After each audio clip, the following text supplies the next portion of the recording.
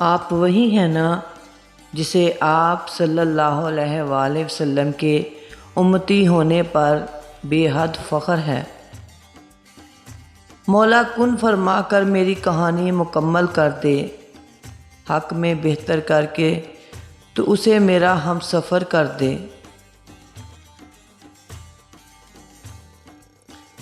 یہ الگ بات ہے کہ سیڑھی میرے زوال کی تھی، وہ میٹرک کی محبت بڑے کمال کی تھی۔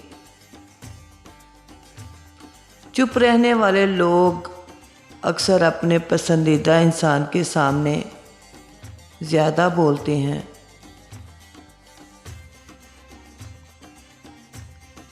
تمہیں پتہ ہے انسان کو کوئی چیز نہیں ہرا سکتی جب تک کہ وہ خود ہار نہ مان لے، مگر بعض دفعہ قسمت ہرا دیا کرتی ہے۔ اور ہاں، کچھ لوگ اکیلے ہو جانے کے خوف سے بے قدرے لوگوں کے ساتھ بندھے رہتے ہیں۔ اپنے قیمتی وقت کے کچھ لمحے کسی کو دے دینا، کسی کی سن لینا، کسی کی آنکھ سے آنسوؤں کو چن لینا، کسی کے زخموں پر نرم لہجے میں مرہم رکھ دینا، کسی غریب مجبور کو عزت کا احساس دینا، بنا کسی رشتے، بنا کسی تعلق کے احساس، بس یہی محبت ہے اور قرب الہی کا ذریعہ بھی۔ کالی راتوں کو بھی رنگین کہا میں نے، ہائے تیری ہر بات پہ آمین کہا میں نے۔ اس مرد کی محبت سار آنکھوں پر رکھنا جسے محبت سے زیادہ تمہاری چادر عزیز ہو۔ موت نہ ہوتی تو پتہ کیسے چلتا کہ جانے والا کتنا ضروری تھا۔ خدا کا بندہ وہی ہے جو بندوں کا خدا نہ بنے۔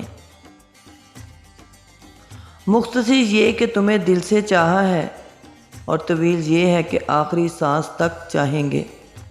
ایک ڈپریسڈ انسان کے لیے ہر نصیحت اور تسلی بیکار ہے۔ اگر کوئی چیز سہارا دے سکتی ہے تو وہ ہے من پسند شخص کا اس کے ساتھ رہنا۔ انسان کو خاموش اور عقل مند اس کی عمر نہیں، اس کی ذمہ داریاں بناتی ہیں۔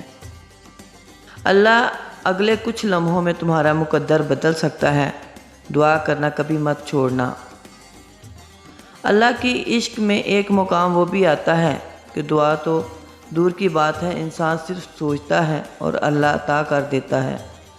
جن دعاؤں پر آپ کی دنیا ٹھہری ہے، دعا ہے کہ وہ دعائیں آپ کے نصیب کا حصہ ہوں۔ محبت کرنا اور پسند کرنا دو مختلف جذبے ہیں۔ جن کو پھول پسند ہوتے ہیں وہ توڑ کے پاس رکھ لیتے ہیں، جن کو محبت ہوتی ہے وہ توڑنے والے کی بجائے ان کی نشوونما کر کے پانی دیتے ہیں۔ محبت کم یا زیادہ نہیں ہوتی، محبت تو بس محبت ہے۔ محبت میں پانی یا کھونے کا کوئی تصور نہیں ہوتا۔ محبوب جہاں بھی ہو اس کے لیے محبت تو کبھی ختم نہیں ہو سکتی، اور یہ صرف ناولز میں ہوتا ہے کہ صحیح وقت پر صحیح انسان سے محبت ہو جاتی ہے اور پھر مل جاتی ہے۔ حقیقی زندگی میں اکثر محبتیں یک طرفہ اور لا حاصل ہوتی ہیں۔ میری یہ سوچ ہے، آپ کیا سوچتے ہیں؟ کمنٹ میں بتائیں۔